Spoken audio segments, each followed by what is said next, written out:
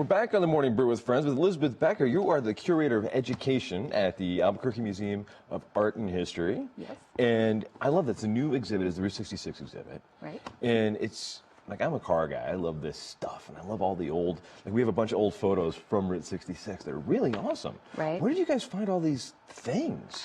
Well, it actually started as an exhibit that was at the Autry Museum in California. Named after Gene? Yes, All right. exactly. And then locally, just a lot of great collectors locally, and then featured much of our own collection as well. Very cool. Yeah. Do you have a lot of this stuff in the permanent collection still? We do, especially the photographs. There's quite a bit of photographs of Route 66 that are fantastic. Very cool. Albuquerque, we have still what, the largest, like, undeveloped or untouched or unruined stretch of Route 66 in the nation or something, right? Well, it's the largest urban stretch. Okay. Yeah, so 16 miles down Central Avenue. Right.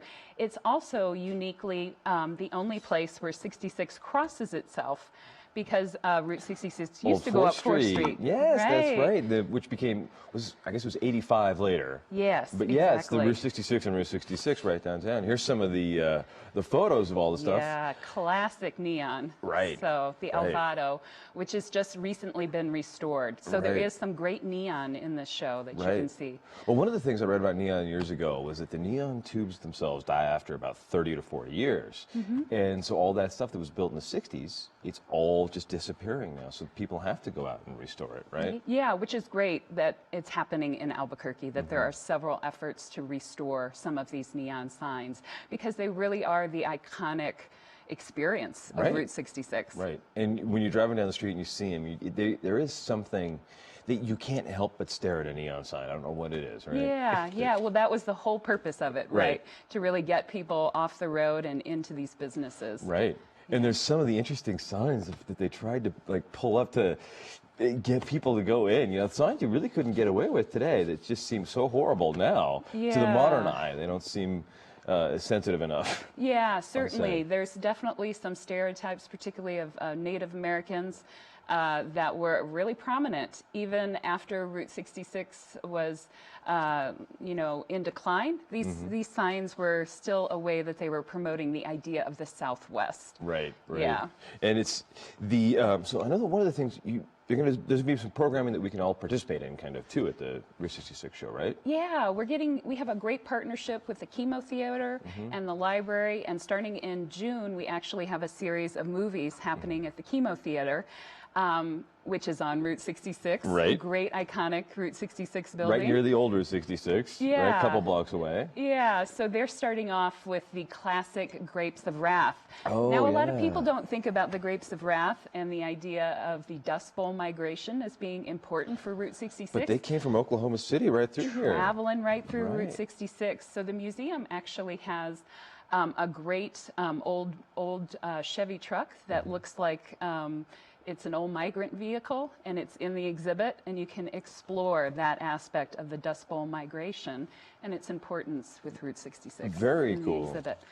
And also next month, we also have a great family night.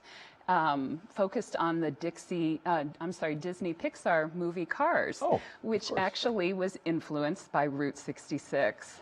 You know, I haven't seen the film in a minute, but I do remember there was a lot of, like, they driving by some roadside attractions that could have been on old Route Exactly. 66. Yeah. Yeah, actually, they worked with a historian, Michael Wallace, who took them down Route 66 and advised them, showed them the sights, and he actually is going to come to the museum in July and talk. Oh, very cool. Some great programmatic aspects. Very cool.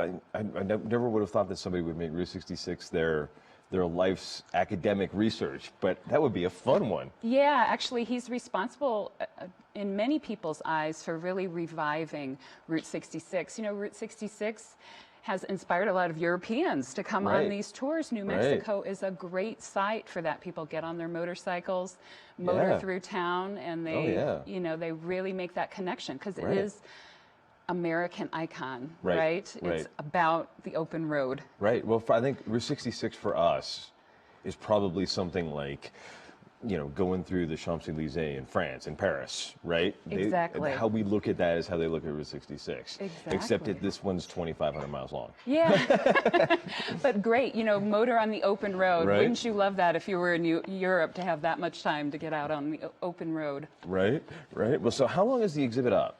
It's actually up through October, and we have programming that goes on all throughout the run of the exhibition. I love it. Yeah, so they can just go on our website at cabq.gov/museum and find out all about the upcoming programs throughout. I love it. Makes it super easy. There's going to be music too. Yeah, definitely. Lots of music. Our Third Thursday program that takes place the third Thursday of every month.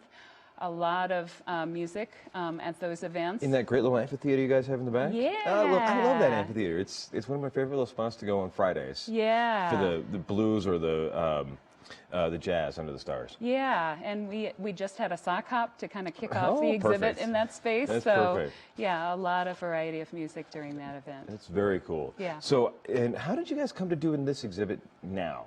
Well, it's actually the 90th anniversary of Route 66, of all things. So we thought it was a great time to really start celebrating Route 66. That's very cool. Well, Yeah. maybe you want to buy a lowrider and go cruise. Sounds fantastic. We'll be back in a couple of minutes on the Morning Brew. We got our friends from, we got Carlos Garcia's in, and he's Carlos Tatal. Carlos Tatal. With the guitar. Great. We'll be back in a couple of minutes on the Morning Brew with friends. Maybe he'll sing us. Do you know any Route 66 songs? No, he's shaking his head. He doesn't know any Route 66 songs. Get your kicks. We'll sing it. Right. Back in a couple of seconds on the Morning Brew.